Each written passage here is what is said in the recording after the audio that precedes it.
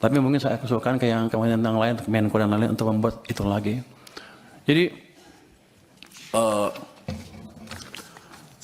Pak Purbaya, kalau masih ada pertanyaan tadi, karena kita masih rapat lagi. Pak. Tadi itu sebenarnya kita rapat pengantar, Pak. Jadi itu pengantar. Jadi menurut saya yang lainnya nanti dijawab tertulis. Kita akhiri rapat siang hari ini. Tertulis atau langsung oleh dirjen terkait. Ya, nanti dirjen terkait pada saat kita rapat di satker Bapak membahas anggaran. Dijawab oleh satker Bapak. Jadi ini boleh teori sedikit ya Mas ya, izin. Silakan Pak, Bapak mau ngomong apa saya kasih kebebasan. Oke. Di buku moneter itu ada pemenang Nobel yang bilang bahwa dia mempelajari krisis tahun 1930 di Amerika. Dia bilang waktu itu krisis, mereka debat bunga di nolin kok masih krisis. Rupanya pada waktu itu walaupun suku bunga rendah, nol, tapi uang vitamin yang di sistem perekonomian itu negatif. Jadi ekonominya dicekek. Itu sebetulnya yang melandasi teori utama kebijakan moneter. Jadi kalau Anda mau lihat kebijakan moneter, ketat atau longgar, jangan hanya dilihat dari suku bunga. Dia bilang begitu. Lihat laju pertumbuhan uang primer, base money.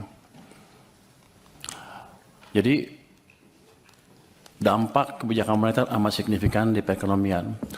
Tahun 1997, 98, 97, kita melakukan kesalahan yang fatal. Pada waktu itu, BI menaikkan bunga sampai 60% lebih karena untuk menjaga rupiah. Semua berpikir kita melakukan kebijakan uang ketat, ya kan? Wah, bunga tinggi perusahaan mana ada yang pinjam. Tapi kalau kita lihat di belakangnya apa yang terjadi? Kita mencetak uang base money itu tumbuhnya 100%. Jadi kebijakannya kacau balau. Mau apa? Mau ketat atau mau longgar?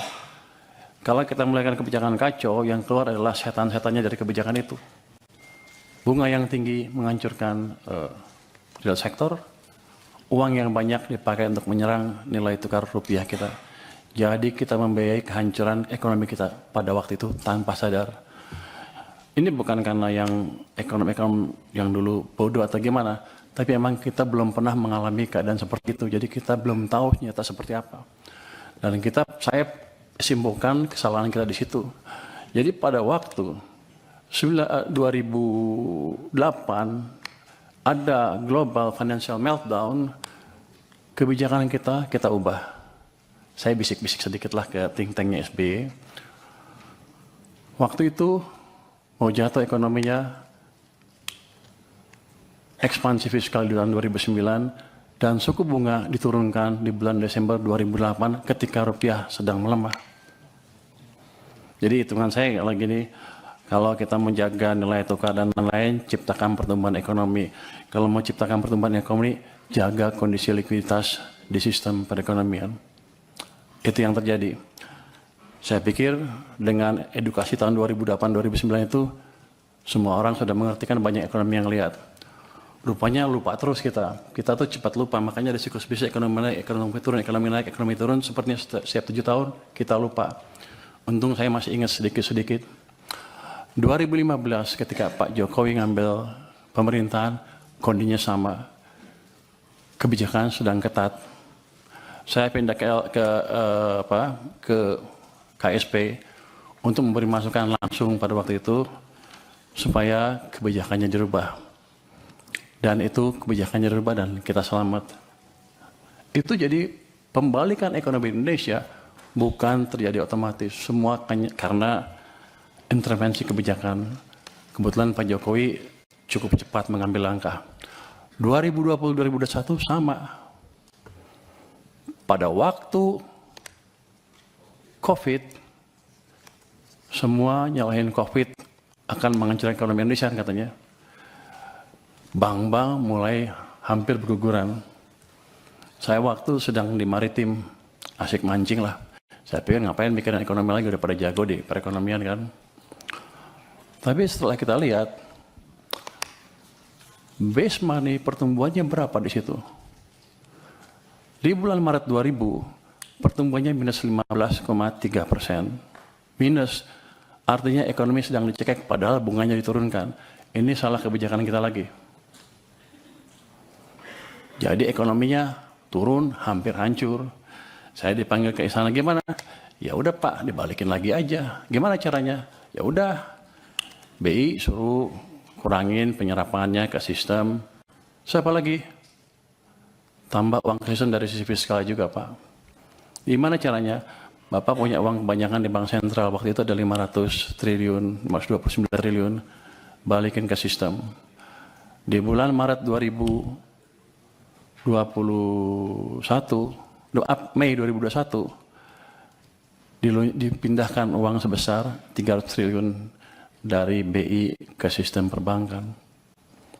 Laju pertumbuhan uang naik lagi dari minus ke double digit 11, terus dijaga oleh Bank Sentral juga di atas 20%. Itu yang menyelamatkan ekonomi kita. Nah, saya pikir juga dengan pelajaran sepanjang itu kan, ya udah jago semua lah, ya udah kita santai aja. Gara-gara itu saya ngebantu sektor finansial pada waktu itu, saya dilempar ke LPS dengan tugas jaga stabilitas di sana. Saya hanya bisa jaga stabilitas. Kita selalu pro pertumbuhannya. Jadi ketika even Bank Sentral naikin bunga, LPS naiknya lambat sekali untuk menjaga supaya ekonominya nggak tumbuh terlalu lambat. Tapi kan instrumennya saya bilang tadi, bunga hanya salah satu. Uangnya seperti apa? Nah, rupanya sejak bulan 2023 bulan pertengahan itu, uang diserap secara bertahap terus ke bawah sampai pertumbuhannya 0 menjelang second half 2024. Jadi itu yang Anda rasakan di ekonomi, melambat dengan signifikan, real sector susah, semuanya susah. Maksudnya keluar tagline Indonesia apa? Gelap, Indonesia apa? Kita semua menunjuk ke ini gara-gara global. Padahal ada kebijakan dalam negeri yang salah juga, yang utamanya mengganggu kita karena 90% perekonomian kita didrive oleh domestic demand. Masuki 2025, Januari, Februari, Maret, April, membaik semuanya tiba-tiba, saya pikir udah insaf nih. Pertumbuhan uang sempat mencapai 7% di bulan April. Makanya ketika saya rasakan di bulan April, saya bilang, kita sudah keluar dari krisis, Indonesia akan cerah. Yang saya nggak tahu, Mei jatuh lagi, Juni jatuh, Juli jatuh, Agustus jatuh ke 0%. Jadi periode perlambatan ekonomi yang 2024 gara-gara uang ketat tadi dipulihkan sedikit, belum pulih penuh, direm lagi ekonominya. Itu dari sisi fiskal dan moneter. BI kita, nggak tahu nih pada marah sama saya nggak habis ini. Nanti tetap traktir ya. Pemerintah karena terlambat membelanjakan anggaran, membelanjakan APBN ya, uangnya kan dari Bank Sentral. Beliau rajin narik pajak. Nggak apa-apa, masuk ke Bank Sentral. Kalau dibelanjain lagi, nggak apa-apa. Tapi ini kan nggak. Ditaruh sana santai-santai. Kering sistemnya. Bank Sentral kita juga sama, katanya saya nanti kan penguasa ya. Katanya punya apa di KSSK boleh menggayat sedikit kan ya. Jadi saya berani ngomong sedikit sekarang. Dulu saya nggak berani karena saya di LPS, wewenang saya nggak sampai sana. Jadi dua sisi mengetatkan kebijakan kita. Bank naruh uangnya di bank, padahal uang kita banyak. BI menyerah sampai 800 triliun. Pemerintah pada satu titik sampai 500 triliun sampai lebih di Bank Sentral. Sistem kekeringan. Yang Bapak-Bapak rasakan adalah yang kemarin demo itu karena tekanan berkepanjangan di ekonomi, karena kesalahan kebijakan fiskal dan moneter sendiri yang sebetulnya kita kuasain. Yang jadi pertanyaan saya kan, di sini Komisi 11 rapatnya dengan Menteri Keuangan berapa ratus hari dalam setahun. Kenapa tidak pernah mempertanyakan itu?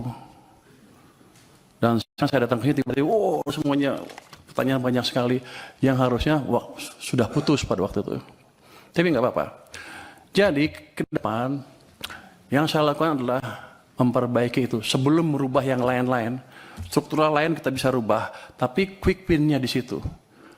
Saya akan balik kondisi yang memburuk karena langkah kita sendiri. Oh gimana? Ya paling bagus kan percepat belanja anggaran. Oke, belanjanya cepat-cepat. Tapi yang kita tahu, itu nggak semudah membalik tangan.